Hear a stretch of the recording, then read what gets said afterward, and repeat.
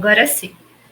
Então, boa tarde a todos e a todas de novo. Agora, oficialmente, a gente vai abrir o evento de hoje, né? Para quem não me conhece, eu sou a Tayane Gaspar, acho que a maioria aqui já me conhece. Estou trabalhando no Programa de Estudos Galegos da UERJ há 8 anos e desde 2020 assumi as turmas de galego, das eletivas de galego, por conta da ausência de um leitor oficial, então eu estou aqui como substituta emergencial nesse momento. E a gente, desde 2020, tem organizado eventos mensais sobre temas da literatura, cultura, língua galega, temas da atualidade, sempre com convidados nacionais ou internacionais, para falar um pouquinho com o nosso alunado aqui brasileiro, e também um evento aberto, público para todo mundo. E esse evento também vai ser disponibilizado no canal do YouTube, que a gente vai colocar o link aqui mais tarde para vocês no chat. O evento de hoje a gente vai falar sobre o feminismo e as mulheres galegas pós-ditadura, com a Raquel Fernandes, que eu vou apresentar já e passar a palavra. Mas antes disso, queria lembrar que esse evento está sendo organizado e apoiado, né, por 3 instituições ou projetos diferentes. A gente tem aqui o Programa de Estudos Galegos, né, que o Samin está aqui representando, o Gabriel Kaiser também, já que a Cláudia não pôde estar hoje conosco, que é a nossa coordenadora. A gente também tem os representantes do Núcleo de Estudos Galegos da UF, o professor Osório e o professor Choan, e um repeteco extensamente também representando o Galícia Transatlântica, que também organizou e apoiou essa atividade. E aí, antes de apresentar a Raquel e a gente começar o nosso evento, efetivamente, queria passar a palavra para o professor Osório. Se eu gostaria de falar alguma coisa, fazer uma fala oficial? Tem que ligar o microfone, está desligado. Agradecer a vocês, né, essa oportunidade de participar junto com o PROEG desse evento, né, e que dinamiza toda a nossa atividade, né, aqui, né, em relação aos estudos galegos, em relação à Junta de Galícia, né, que é o nosso grande objetivo, a difusão, né, da língua, da literatura e da cultura galega aqui no âmbito das nossas universidades. Né. Então, agradecer a iniciativa e agradecer o convite, né, a participação do NUEG junto com o PROEG neste evento. Obrigada, professor Osório. Nós que agradecemos essa parceria de longa data que está só se estreitando com esses eventos, e a gente está muito feliz. Samin, você gostaria de falar alguma coisa também, antes da gente passar a palavra para a Raquel? Eu quero só agradecer também ao apoio do NUEG em mais esse evento, reforçar que eu estou aqui substituindo a nossa coordenadora Cláudia, que infelizmente não pode participar hoje devido a esse problema de saúde, e que, enfim, é um grande prazer estar aqui como professor associado da UERJ, pesquisador do Programa de Estudos Galegos e coordenador do Galícia Transatlântica, do qual participam, né, a Tayane e o Gabriel, que aqui estão. E agradeço desde já a Raquel por se disponibilizar a conversar aqui conosco e apresentar essa fala. Obrigada, Samin. Não estou vendo mais o Choan, mas se ele quiser falar também, fica à vontade para me interromper. Então, a gente vai passar a palavra para a Raquel. Não sei se o Choan quer falar alguma coisa. Não, obrigado. Só agradecer também. Eu caí, mas já voltei. A minha conexão um minuto, mas voltou, felizmente. Agradecer muito a você, Tayane, ao Programa de Estudos Galegos da UERJ, e a Raquel, né, pela apresentação. Obrigada, Choan. Nós vamos passar a palavra para a Raquel. Queria agradecer não só a presença da Raquel, ela tem um trabalho incrível que ela vai compartilhar com vocês também, um projeto da página dela do Instagram, e foi assim que a gente, né, se conheceu e manteve esse contato ao longo desses 2 anos, desde que o projeto dela, né, veio à tona no Instagram, nessa rede social. E agradecer também a todos que ficaram interessados nessa atividade e compareceram. Sejam muito bem-vindos, muito bem-vindas. Vou colocar daqui a pouco o link, né, da presença para vocês poderem solicitar o certificado. E antes de mais nada, né, vou apresentar a Raquel. A Raquel Fernandes, ela é de Pontevedra, ela estava até contando para a gente, de Souto Maior, não é isso, Raquel? Né? Ela é graduada em História pela Universidade de Santiago de Compostela, onde ela também fez mestrado em História Contemporânea, e ela é criadora desse projeto que a gente estava comentando, que se chama Mulheres Galegas, que ela iniciou em 2020, e é fruto também de várias pesquisas que ela fez ao longo da graduação e também do mestrado. Raquel, a palavra está com você, fica à vontade. Bem-vinda. Bueno, pois boas tardes a todas as persoas que estades hoxe aquí. Moitísimas grazas por convidarme. Bueno, vou intentar compartir pantalla para que vexades pois o PowerPoint que fixen para esta conferencia. A ver si...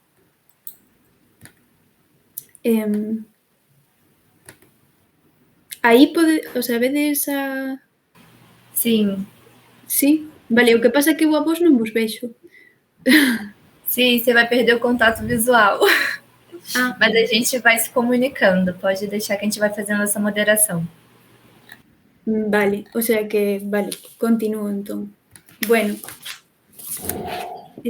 a ver, aí.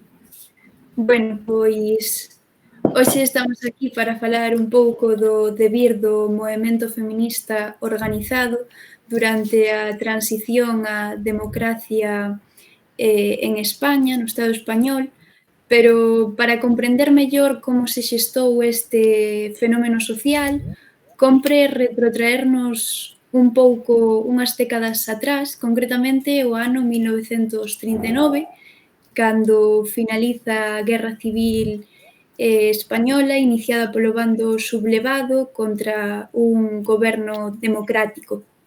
Tras a Guerra Civil, o réxime franquista puxo en marcha un conxunto de cambios lexislativos que provocou un retroceso nos dereitos conseguidos polas mulleres durante a Segunda República.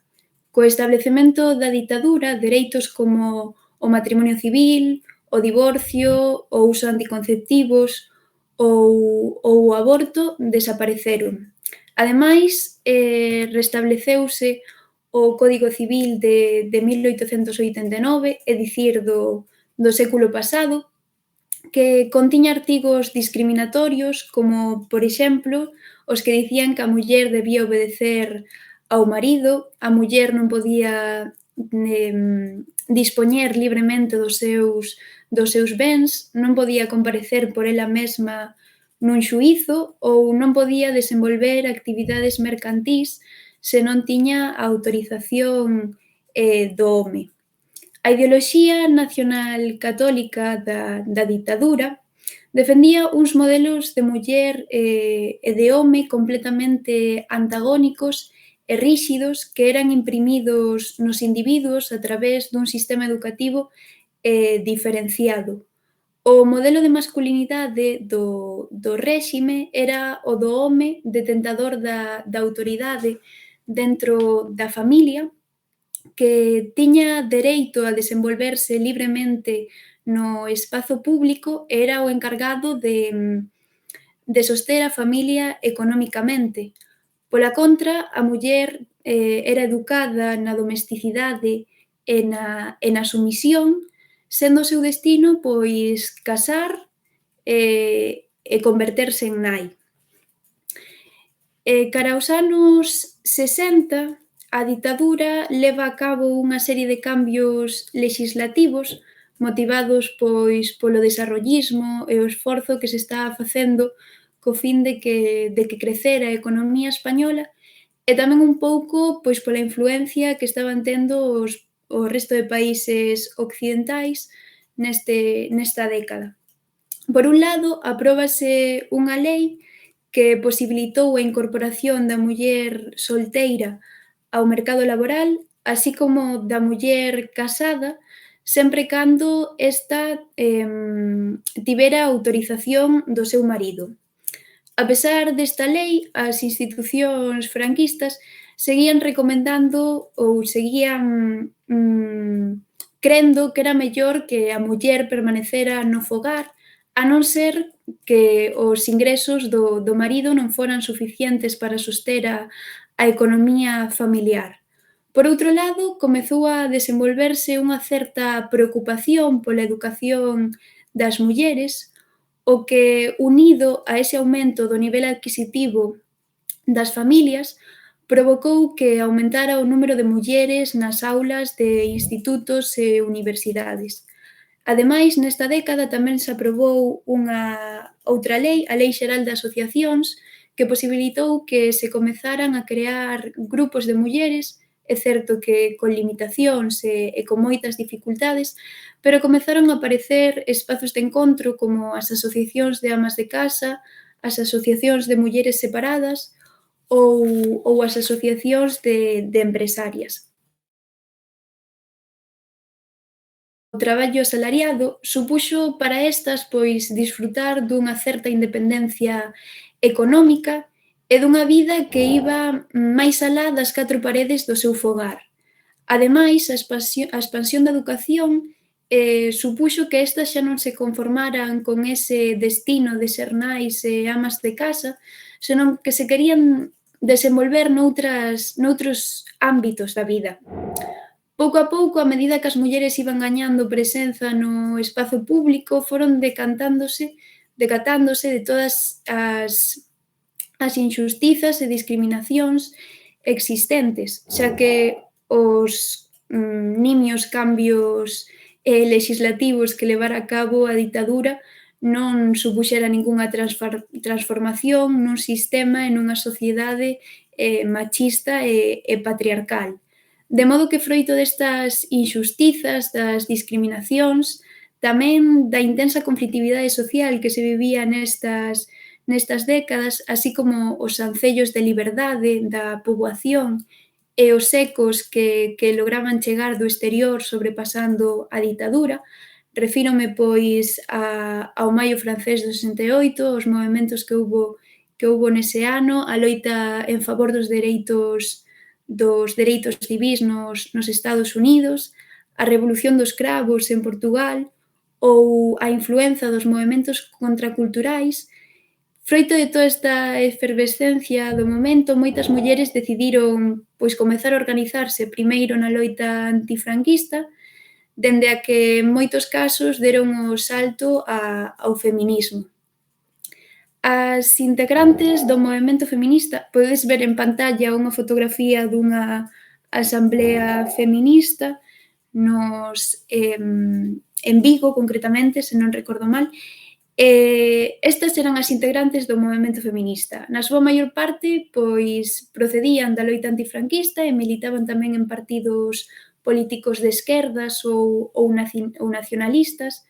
Eran mulleres moi activas que participaban tamén noutros movementos, como no movemento estudantil, veciñal ou apoiando tamén o movemento obreiro.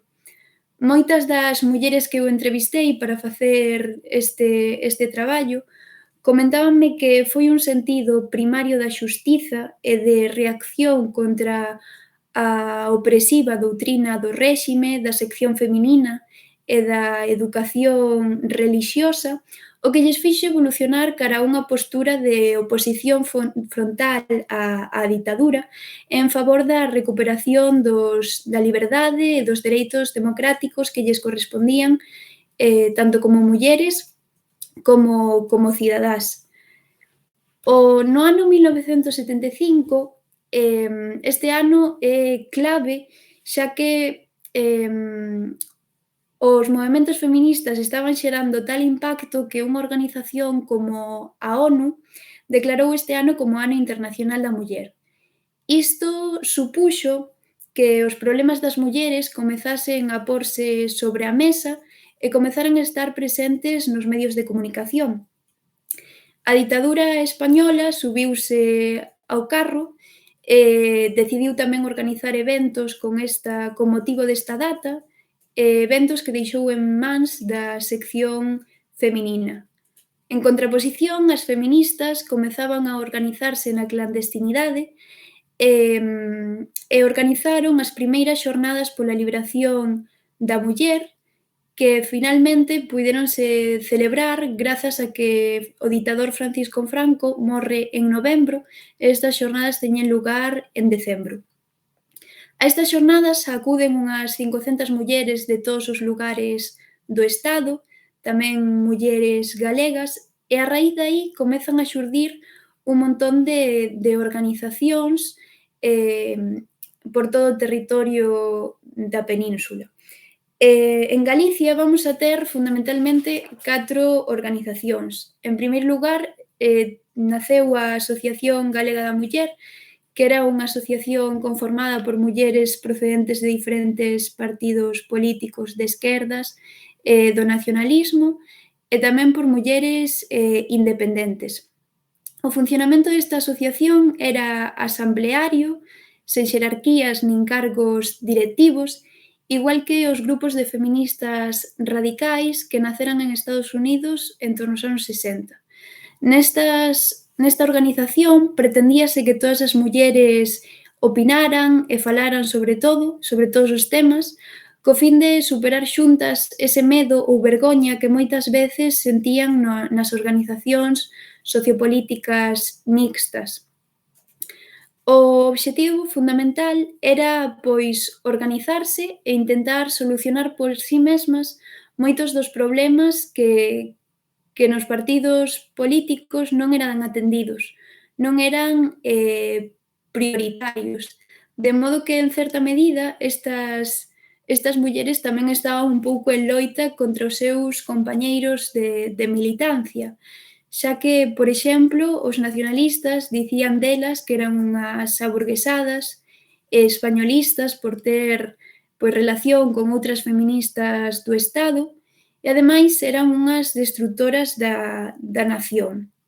Por outra banda, algúns marxistas tamén consideraban que eran unhas aburguesadas pois por reclamar dereitos non materialistas como o dereito ao aborto ou a liberdade sexual, ademais de que estaban pois dividindo a clase obreira.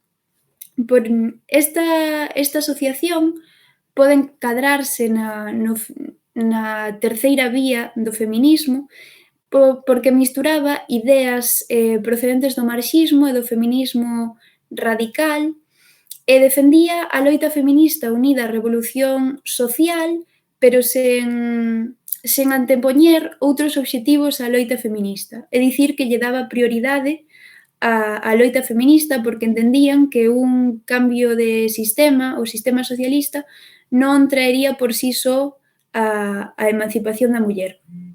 Por outro lado, o Movemento Democrático de Mulleres, da Muller Galega, que era outra organización composta sobre todo por mulleres pertencentes ao Partido Comunista, naceu a finais dos anos 60 na clandestinidade e tiña encomendada un pouco a realización de tarefas que non cuestionaban o rol habitual da muller, senón que estas encargábanse un pouco de solidarizarse e apoiar aos presos políticos, aos obreiros despedidos e as súas familias, ou tamén se encargaban pois de practicar o entrismo nas asociacións de amas de casa para conseguir, para contactar con mulleres e adherilas á súa loita. Xa no ano 1976, esta asociación pois sae da clandestinidade e declárase feminista, interclasista e intersectorial. Esta asociación identificábase co feminismo socialista, aquel que consideraba que sen un cambio social do sistema non era posible o feminismo. Polo tanto, crían que era prioritaria a instauración do socialismo que iría pois asociado de forma paralela á emancipación da muller. Outra asociación tamén conformada sobre todo por mulleres do Partido Comunista foi a Asociación Universitaria para o Estudo do Problema da Muller, que estaba conformada sobre todo por universitarios da Universidade de Santiago de Compostela, que nacera un pouco coa intención de agrupar a estas persoas máis vinculadas á universidade. Por outro lado, e por último xa, temos a Asociación Democrática da Muller Galega, que tamén pois naceu baixo paraugas de outro partido político, concretamente o Partido dos Traballadores, que foi quen lles deu un pouco as pautas a seguir para organizar a asociación en cada localidade da Galiza. A súa directiva estaba conformada por mulleres procedentes deste partido, pero tamén había moitas outras mulleres independentes, como amas de casa, traballadoras, etcétera, etcétera. Tras a morte do dictador, abríase pois un período de incerteza política, que abríase, por un lado, un período de oportunidades políticas nos que se lanzaron pois a facer moitas demandas, pero tamén era un período de incerteza política no que o establecemento dun sistema democrático non estaba asegurado. As feministas, como o resto da oposición, non eran partidarias da transición reformistas en depuracións que se ia levar a cabo, senón que apostaban pola ruptura democrática co réxime anterior, o que finalmente non foi posible. Como podedes deducir un pouco polo que estou contando, estas asociacións víronse influenciadas polas culturas políticas dos partidos de esquerdas que se estaban xogando pois a súa influencia na área política durante a transición. Mais, inda así, as feministas foron axentes contestatarios moi activos que presionaron tanto os gobernos como os partidos políticos e os sindicatos para que tomasen decisións que quizáis se terían demorado moito no tempo se non fose pola súa intervención. Nestes primeiros meses da transición, os colectivos feministas tiñan múltiples razóns polas que saír á rúa, pero as reivindicacións nas que se fixo maior fincapé foi na amnistía para os delitos específicos da muller, é dicir, para aquelas mulleres que estaban presas por cometer adulterio, amancebamento, por abortar, por ter usado ou difundido anticonceptivos ou por prostitución. Por que facían fincapé nesta reivindicación? Pois porque nestes momentos o goberno e a oposición estaban traballando nun proxecto de lei de amnistía política que deixaba fora a estas mulleres. Polo tanto, tiñan que presionar para que estas foran incluídas. As primeiras campañas estiveron marcadas sobre todo pola urxencia, xa que intentaban paralizar casos que ian a ser xulgados ou que xa o foran para poder paralizar estes procesos.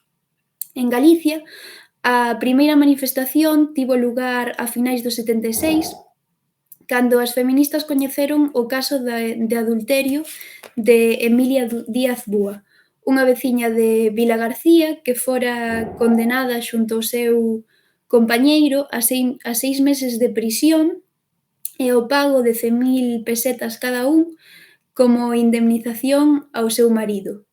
Nesta época había moitas mulleres en Galiza que quedaron soas porque os seus compañeiros emigraran a Europa, entón había quen decidía agardar a que volvera a súa parella e había quen decidía pois seguir coa súa vida. Este foi o caso de Emilia, non? Que decidiu continuar coa súa... Non sei que pasa que se está escoitando fatal isto. Escoítase ou non? Sí. Sí, vale, que escoita o ruido de fondo. Bueno, pois, entón, Emilia, como outras mulleres do Estado español, decidiran continuar pois coas súas vidas e ter outra parella, non? Entón, o marido de Emilia decidiu que denunciar a súa muller como adúltera como vinganza. Estes casos movían as feministas a recoller firmas pois para que se reformara o Código Penal por ser discriminatorio para as mulleres, por ser unha intromisión do Estado na vida privada dos cidadáns. En canto ao ámbito laboral, as feministas pedían igualdade de salario para os traballadores que realizasen o mesmo emprego, independentemente do sexo, sancións para as empresas que despediran as mulleres polo seu estado civil ou por estar embarazadas, así como servizos como garderías, lavanderías, etcétera, que evitasen un pouco esa dobre xornada familiar coa que estaban cargando as mulleres que se incorporaban ao mercado laboral. Por outra banda, demandaban pois anticonceptivos, o aborto, o divorcio gratuito, unha coeducación gratuita e laica e a eliminación da lei de perigosidade social que perseguía as persoas homosexuais e as prostitutas. Ademais, demandaban que se deixase de utilizar a muller como un obxecto sexual nos medios de comunicación, xa que tras a represión sexual que se vivira baixo o franquismo, o cine e as revistas comezaban a estar plagadas de mulleres espidas que intentaban facer pasar por liberación feminina. Sen embargo, para as feministas, estas representacións da muller non contribuían á súa liberación, senón que simplemente se estaba utilizando o corpo da muller como un obxecto sexual con fin de vender máis e deleitar a mirada masculina do espectador. A segunda, bueno, en pantalla podes ver pois como eran habitualmente as manifestacións que facían as mulleres na rúa, pois poñían mesas con propaganda, recollían firmas, todo isto con dificultades, pois a pesar dende que case os comezos intentaron legalizar as súas asociacións, tiveron múltiples dificultades para facelo, non daban aceptado a súa legalización, polo tanto, normalmente tiñan que ter, pois, coidado porque a policía solía merodear, pois, requisarlle a propaganda que tiñan, a veces as detiñan ou cargaban contra elas, de modo que era difícil poder manifestar as súas reivindicacións na rúa. A segunda concentración do movemento feminista en Galiza convocouse co fin de denunciar un caso de acoso sexual por unha empregada dun centro comercial no seu posto de traballo. A traballadora negárase a cumprir os requirimentos sexuais do seu xefe de sección, polo que dende ese momento comezaron pois a vixiala para atopar un motivo polo cal despedila. Ante esta situación inxusta, as feministas decidiron, pois, congregarse diante do establecemento para denunciar este tipo de abusos. Nesta concentración, por exemplo, foron apaleadas pola policía bueno, isto era algo moi habitual. De feito, as feministas que tiñan contacto con mulleres doutros sectores produtivos sabían, por exemplo, que nas fábricas de conservas existía o dereito de pernada por parte dos encargados. Na década dos 70 tampouco deixaban de medrar as violacións, pero non as denuncias, xa que as mulleres se atopaban desprotexidas tanto a nivel legal como a nivel social. O Código Penal agrupaba tanto as violacións como os abusos deshonestos como delitos contra a honestidade. As feministas demandaban que estes delitos foran tipificados como crimes contra a liberdade sexual e non como un delito contra a honestidade que o que perseguía era protexer a honra do marido, do pai ou do irmán. Mentres que as vítimas quedaban pois nunha situación de total indefensión. Moitas veces as mulleres pasaban de ser vítimas a ser xulgadas polo seu comportamento provocativo, pola súa roupa ou por pasear de noite soas. Este tratamento e cuestionamento da vítima xunto á posibilidade de perder a súa parella ou a súa familia provocaba que moitas mulleres pois non decidiran denunciar. Pola contra, as feministas insistían en que había que desfacerse da vergoña e do medo e denunciar as violacións para que se tivera constante da gravidade do problema. A primeira manifestación contra este delito tuvo lugar a comezos do ano 78 en repulsa da violación cometida por 2 empregados públicos en Vigo a 3 nenas. Este caso conmocionou aos veciños da cidade, reunindo unhas 1.200, 1.500 persoas. Pola contra, isto non era o habitual. Cando as vítimas eran mulleres, os manifestantes non pasaban dos 300, 400 persoas.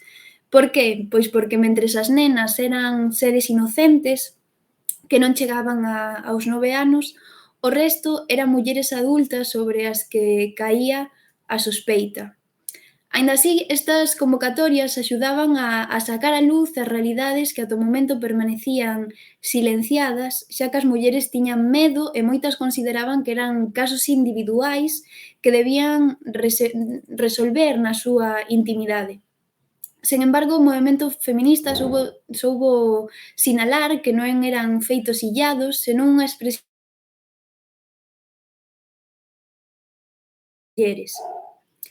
Outro dereito polo que pelexaron as feministas foi o divorcio, aínda que primeiro tiveron que decidir se esta era realmente unha reivindicación feminista ou non, xa que consideraban que o divorcio abría as portas a que as mulleres puideran volver a casarse e formar unha familia, e elas consideraban que a familia era a institución na que tiña lugar na que tiña orixe a explotación da muller. Sen embargo, impúxose a postura maioritaria, a defensa do dereito ao divorcio, aínda que había quen consideraba que a familia, tal e como a coñecemos, debía desaparecer porque era unha institución opresora.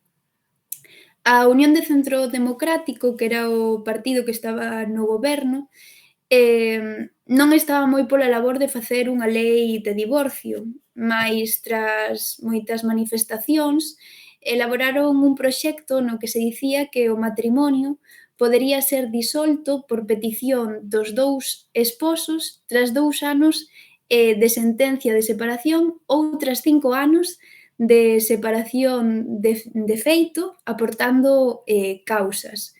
Isto para as feministas era un disparate e obviamente opuxéronse. Elas o que demandaban era un divorcio gratuito, rápido e xusto para a muller, no que non houbese nin vítimas nin culpables, poidendo ser solicitado soamente por un dos cónxuxes. Finalmente, tras moitas manifestacións, aquí temos unha fotografía dunha concentración nas que as mulleres aparecen pois atadas con cadenas en forma de protesta contra a lei de divorcio da UCD. Tras moitas protestas como estas, finalmente chegou o divorcio en 1981, aínda que non tal e como querían as feministas, xa que o divorcio sería ou por mutuo acordo tras cumprir un ano de unión matrimonial ou por petición dun dos membros da parella aportando causas como si o divorcio fora un delito. Durante a transición tamén foron moi habituais as detencións e os xuízos a mulleres por abortar ou por axudar a practicar un aborto. Este tipo de casos estaban presentes nos medios a diario. Calculábase que se producían uns 300.000 abortos clandestinos ao ano porque estaban prohibidos pois os anticonceptivos e tamén pola ignorancia xeneralizada que existía con respecto á sexualidade. Estas interrupcións do embarazo producíanse en condicións moi perigosas para a vida e a saúde das mulleres que en moitas ocasións tiñan consecuencias fatais chegando pois á morte. Un dos casos máis sonados foi o caso das 11 de Bilbao. Tratábase de 11 mulleres cunhas situacións económicas moi difíciles e con varios fillos ao seu cargo que foran acusadas por abortar. Este caso fixo que algúns partidos de esquerdas que aínda non se manifestaran a favor da legalización do aborto, como por exemplo o Partido Socialista ou o Partido Comunista, deran un paso adiante e se manifestaran a favor da regulación do aborto. Este caso, protagonizado por mulleres de orixe humilde, causou unha gran repulsa entre algúns sectores da sociedade que se percataron da inxustiza e da hipocresía das leis españolas, xa que mentras permitía que as mulleres cun maior nivel económico poideran voar a Londres para abortar en clínicas, as mulleres con menos recursos só lles quedaba pois abortar nunhas condicións pésimas e posteriormente, en moitos casos, enfrontarse á xustiza. Todo isto deu lugar a autoinculpacións de miles de persoas, entre as que había pois famosos como actrices, actores, políticos, periodistas, que aseguraban ter abortado ou ter colaborado nun aborto clandestino. Todo isto axudou un pouco a crear un estado de opinión favorable á despenalización do aborto e, en menor medida, a súa legalización. Pero a campaña do aborto non se producía de forma illada, senón que estaba inscrita na loita pola recuperación, revalorización e descubrimento do propio corpo e do placer feminino. As activistas concebían os embarazos non desexados como resultado dunha sexualidade enfocada na reproducción e no pracer do home que ignoraba a satisfacción da muller e a existencia doutros linguaxes de expresión sexual que ían máis alá desa penetración. Ademais, consideraban que estas prácticas sexuais eran máis favorables porque non obrigaban as mulleres a ter que depender dos anticonceptivos e do aborto. Pero a represión sexual promovida dende as institucións, sobre todo pola ditadura e a Igrexa, provocara que durante moito tempo a manifestación sexual permitida ás mulleres era que tiña obxecto a reprodución. Por iso, as feministas insistían moito na necesidade de explorar o propio corpo e de separar a maternidade e a procreación dunha sexualidade que elas consideraban que contribuía tanto ao equilibrio físico como ao equilibrio psicolóxico dos individuos. Sen embargo, para isto era necesario que se legalizasen os anticonceptivos e que se legalizase tamén a información sexual científica dende a escola.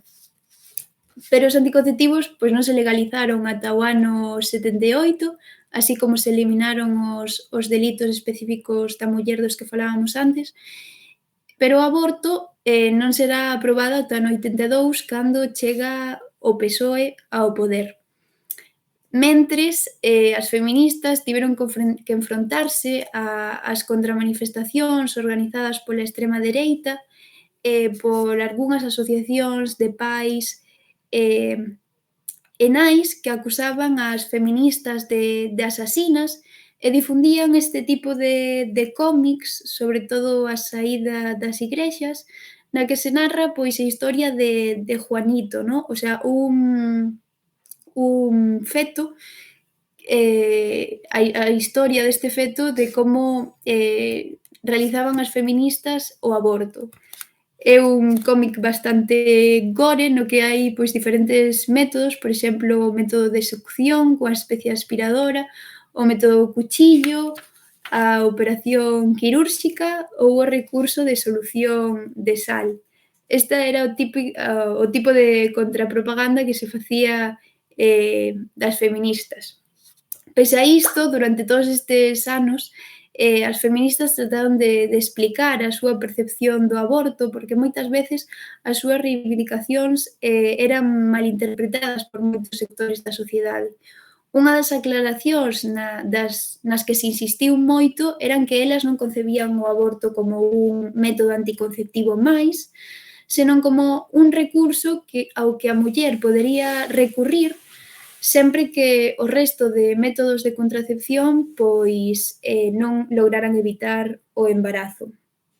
Para ir xa rematando, poderíamos dicir que as asociacións feministas das que falamos pois tiñan as súas diferencias, incluso existiu algo de rivalidade por mor da influencia dos partidos políticos, pero tamén tiñan moitos puntos en común, de modo que finalmente foi gañando a unidade e crearase unha coordinadora a nivel nacional na que comezaron a traballar todas xuntas.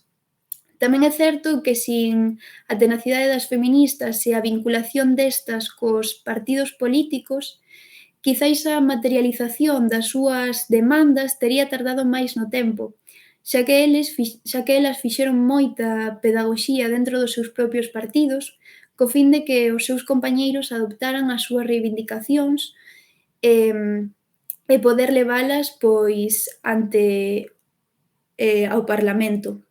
Algúns fixérono con máis consciencia e outros pois por interés, pero acabouse facendo. De modo que a través de todos estes debates, das manifestacións nas rúas, as feministas conseguiron moitas das súas demandas e contribuíron á democratización do Estado español nesta transición á democracia. E nada, moitas grazas. Non sei se Tayane cree que fale un pouco do proxecto que iniciei na rede. Sim, se você puder compartilhar a tela novamente, mostrar o Instagram para eles verem, talvez fosse interessante. Bueno, eu comecei este proxecto fai 2 anos, no 2020, un pouco por unha necesidade propia tamén, porque durante os meus anos de carreira a presenza das mulleres era inexistente, máis alá de Clara Campoamor, pouco máis. Eu sentía que non tiñamos referentes propios en Galicia, nin había espellos onde mirarse. Entón, pois, decidín, pola miña conta, comezar a investigar un pouco sobre as mulleres, sobre os movementos obreiros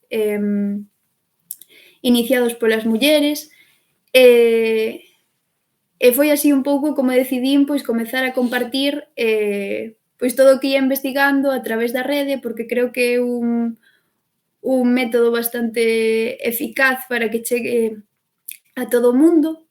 E xurdiu un pouco así. A xente empezou a interesarlle e iso tamén pois me animou a min a continuar.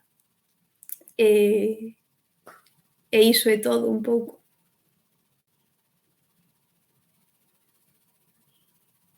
Obrigada, Raquel. Agora a gente... De nada. Não sei se vocês conseguiram ver, mas eu compartilhei ali para vocês verem como é que está a formatação do Instagram, para caso vocês queiram seguir. É muito interessante, é muita novidade, muito material também que a Raquel disponibiliza para quem se interessa. Se você gostar de um post, você pode curtir, pedir referências que ela envia também pelo direct. Então, é um projeto bem bacana. E aí gostaria... Ai, que bom, não, ela confirmou que deu para ver. Queria abrir para as perguntas antes da gente finalizar a atividade, e aí já vi que já apareceu uma primeira aqui do Samin. Raquel, eu vou ler bem devagarzinho para você poder acompanhar, tudo bem? Como? Que temos uma pergunta para você. Sim, claro. O Samin gostaria de te agradecer, primeiramente, né? E te perguntar quais lhe parecem os principais pontos da agenda galega feminista contemporânea. Pois, un pouco as reivindicacións das que falei eran as que formaban parte desa axenda feminista, non? Había como pois unhas reivindicacións máis vinculadas ao ámbito laboral, como a igualdade salarial ou pois esas sancións ás empresas que despediran a mulleres por razóns do seu estado civil ou do seu estado porque estaban embarazadas ou por este tipo de cuestións discriminatorias. Logo había outro tipo de reivindicacións máis vinculadas á cultura ou á educación, porque, bueno, estas mulleres viñan de vivir un sistema educativo diferenciado, no que tiñan asignaturas como relacionadas un pouco pois coas tarefas do fogar, co fin de que despois foran boas nais e boas amas de casa. Entón, para elas era importante a coeducación, a eliminación dos contidos sexistas dos libros, bueno, que a axenda feminista era moi longa. Elas moitas veces o que facían era reducir un pouco esta axenda para presentarlle aos partidos políticos e que aceptasen as reivindicacións prioritarias, pero, bueno, a lista era moi longa. Non sei se... E ainda só, assim, insistindo na pergunta do Samir, não sei se você entendeu, mas eu acho que ele queria saber se tinham mais pontos, né, diferentes desses na agenda contemporânea, no feminismo contemporâneo da atualidade. Ah, de hoxe en día, vale.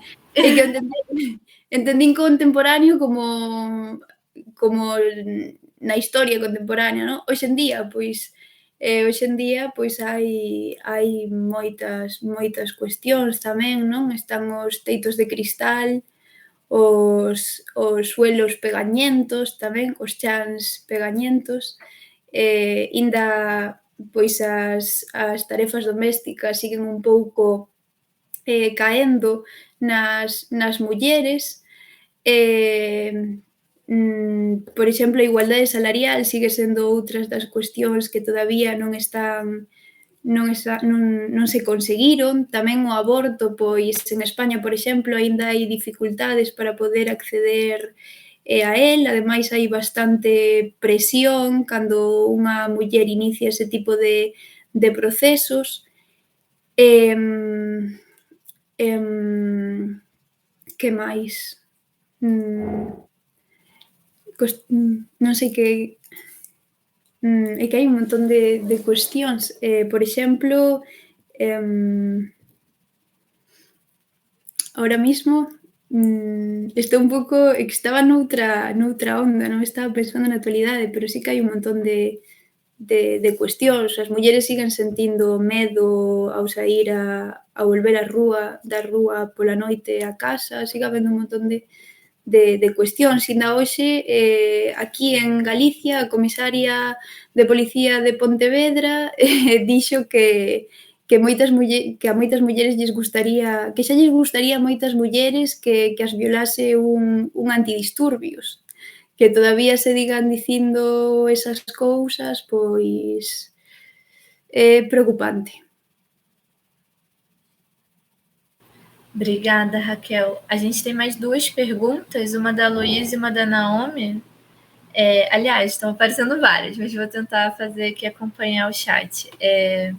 A da Luísa, aí eu não sei se eu entendi muito bem a primeira parte, mas ela perguntou: o feminismo galego reside apenas nas cidades espanholas? Eu acho que ela quis perguntar, acho que a pergunta está mais na segunda, né? Quais são os lugares da Galícia que tiveram mais atividade feminista? Ou se essas atividades, né, essas intervenções, essa ida das mulheres às ruas, né, as galegas, se estavam concentradas em outras cidades fora da Galícia, né, acredito que seja isso, e se não, quais seriam as cidades galegas que residiram mais, assim, né, que foram mais protagonistas desses movimentos feministas, dessas intervenções?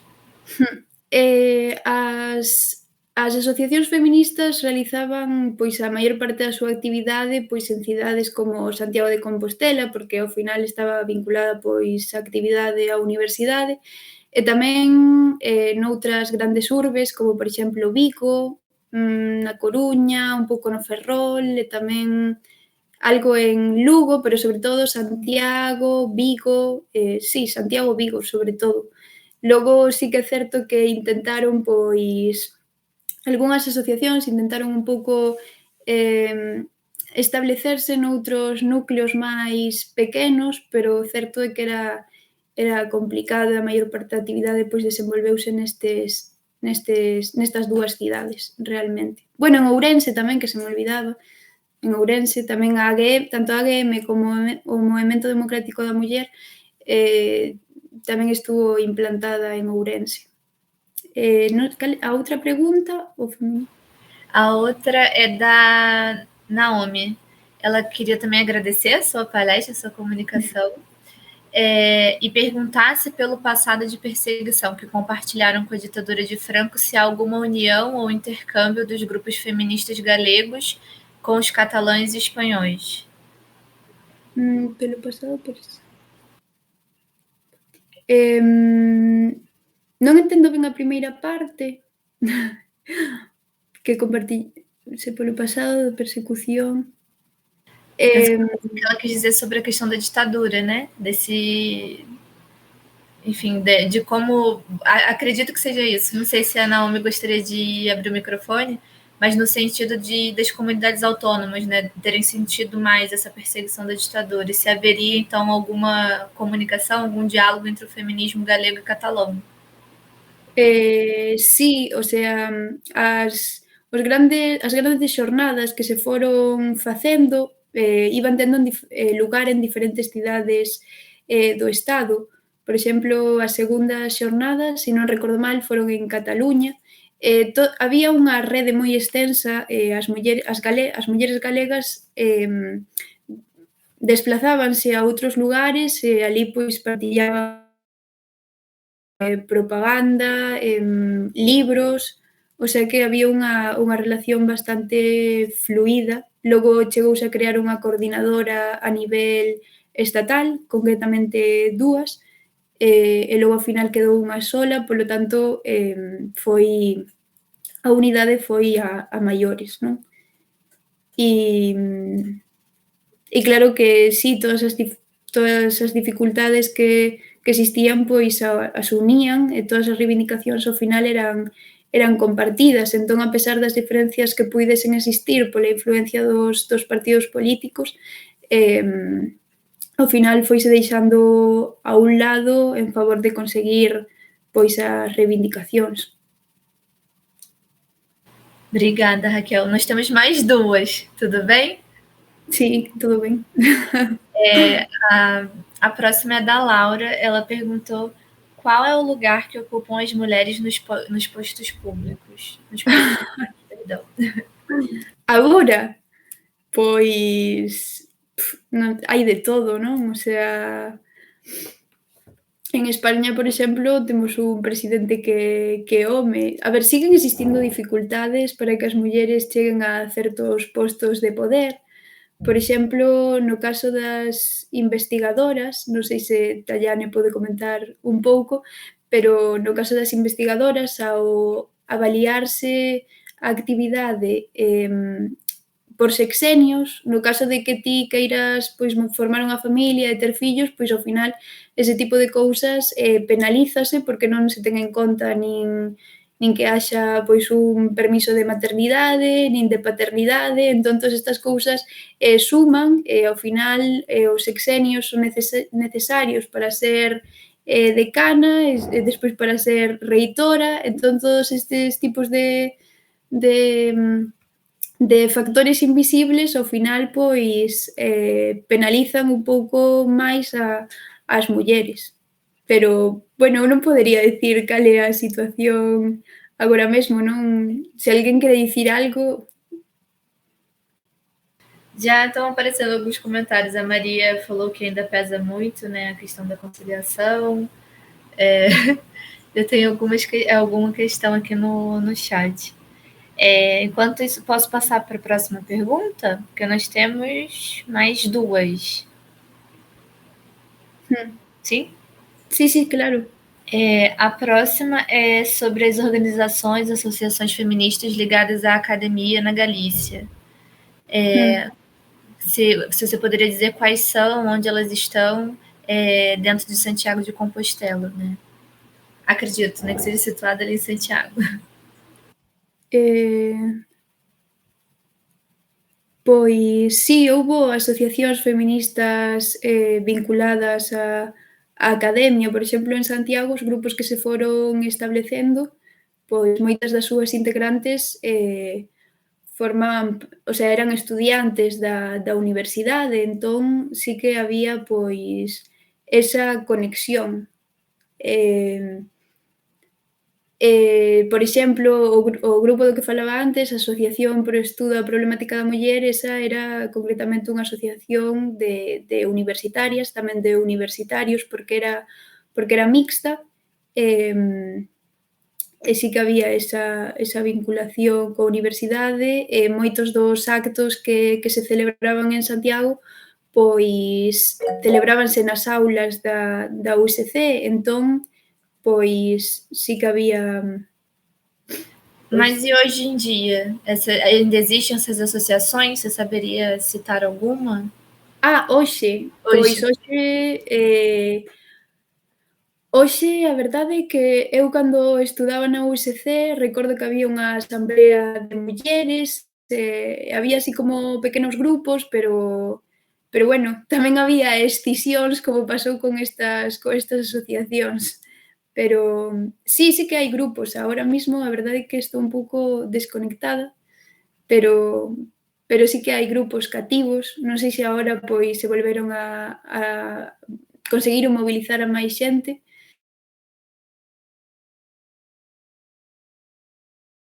pero Ai, travou um pouquinho para mim no final. Não sei se para todo mundo. Mas vocês conseguiram ouvir a finalização da resposta? Sim? queda algunha outra pregunta? Sim! Temos, deixa eu ver. É que se me parou non sei que pasou, que se parou. Ai, para mim também. Cortou a conexão por um momentinho. A próxima pergunta é da Morgana. Ela gostaria de parabenizar sua fala e pergunta como é a relação do feminismo galego com a decolonialidade. Tem demanda de pautas hoje em dia que abrangem mulheres indígenas ou de povos originários?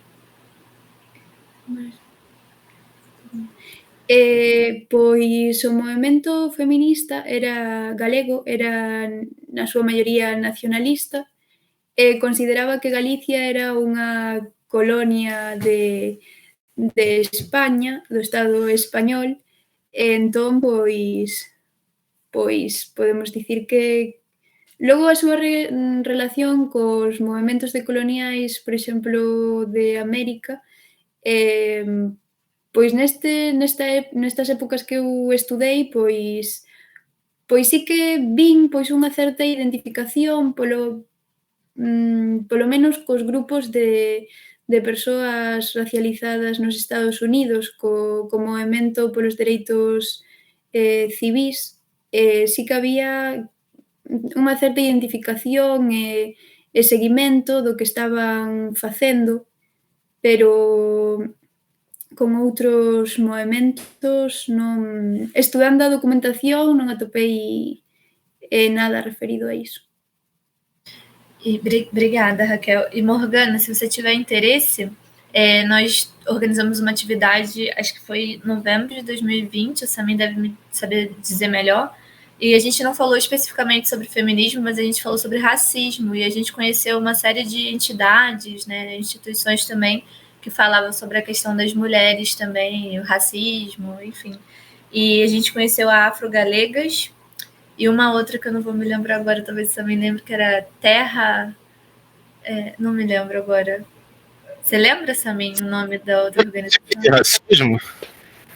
Era SOS Racismo, que tem um setor feminista dentro também, né, liderado pela Sônia, e tinha Afro-Galegas, e tinha uma outra que era Terra, e era um logo lindo, assim, na terra e umas raízes, enfim, mas que tratava também, principalmente, das mulheres imigrantes, né, na Galícia. Mas se a Morgana olhar lá no nosso canal, a gente tem essa atividade gravada, e ela pode ali também buscar algumas referências. E todas essas entidades, essas ONGs, elas também têm Instagram. Então, vocês podem acompanhar essas pautas por lá e, enfim, atualidades, notícias. Tem várias perguntas, eu vou tentar adiantar para a gente poder também deixar a Raquel respirar um pouquinho e a gente finalizar a atividade.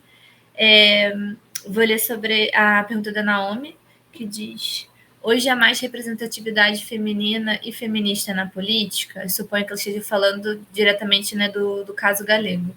Há algum movimento de apoio, uma luta legislativa a favor da causa, como, por exemplo, a proposição da igualdade de gêneros de salários e cargos? Sí, podese dicir que hai unha maior representatividade, polo menos a nivel de cargos no Parlamento galego, pois hai máis mulleres.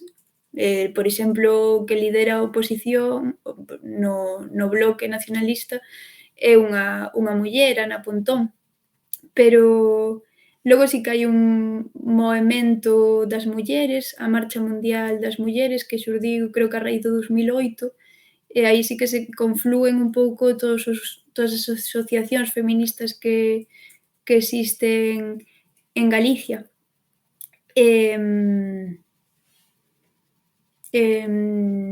Bueno, sí que, por exemplo, hoxe había convocada unha manifestación, o sea, sí que hai, pois, movementos, por exemplo, hoxe había unha manifestación en repulsa da morte, bueno, do asesinato dunha rapaza en Barro, en Pontevedra, que foi, pois, un home que a acosaba dende facía anos, pois chocou contra o seu coche e matouna, e hoxe, pois, a Marcha das Mulleres, pois, convocou diferentes concentracións en Galiza para que nos mobilizáramos e asistíramos para manifestar a nosa repulsa, non?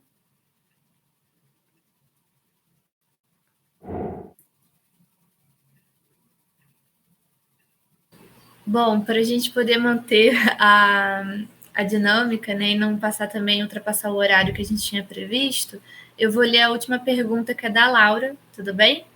Sim, tudo bem.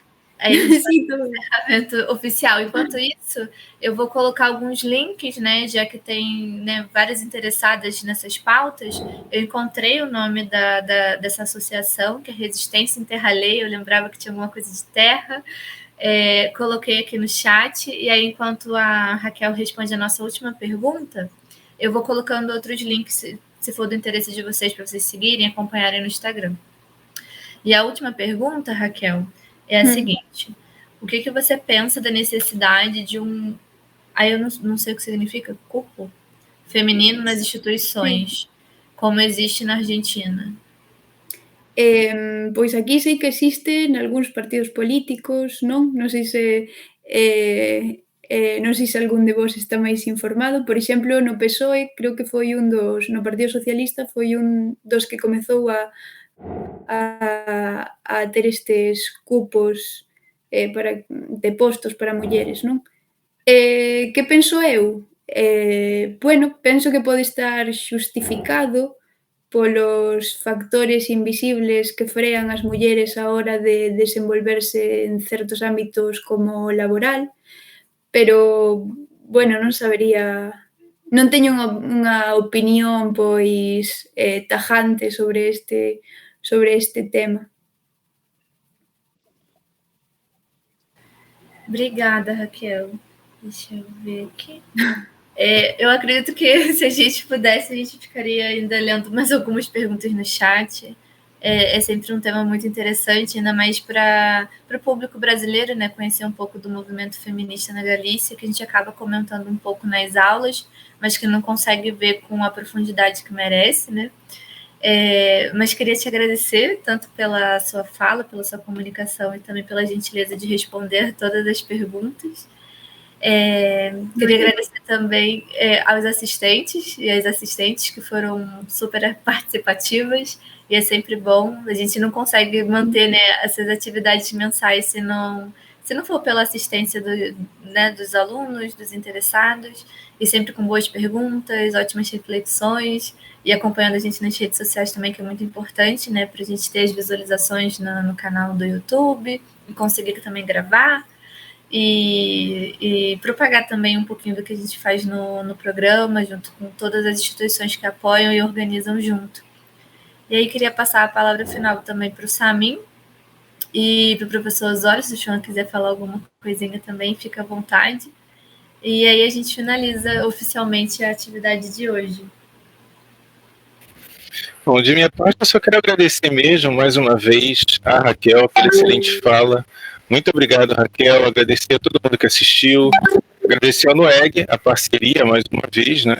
E agradecer a Tayane e ao Gabriel, que viabilizaram, mais uma vez, essa atividade, né? É isso, gente. Muito obrigado. Até logo. A nossa fala é bastante semelhante à de Samir, né? É de parabenizar a Raquel pelo trabalho que ela realiza, pela pesquisa, e agradecer a Tayane e ao Rafael, né? Gabriel. E por essa organização do evento, né? A sua forma de participar, de intermediar todo o trabalho, né, de perguntas. Vocês todos estão de parabéns. Ainda bem que nós temos vocês para dar esse apoio, né, e nos ajudar na realização dessas atividades. Muito obrigado. João, você gostaria de falar alguma coisa? Eu já me sinto muito representado pelas palavras de Fernando e de Samir, claro. Non tenho nada máis que acrescentar, só agradecer a Raquel moito pola participación, pola súa fala.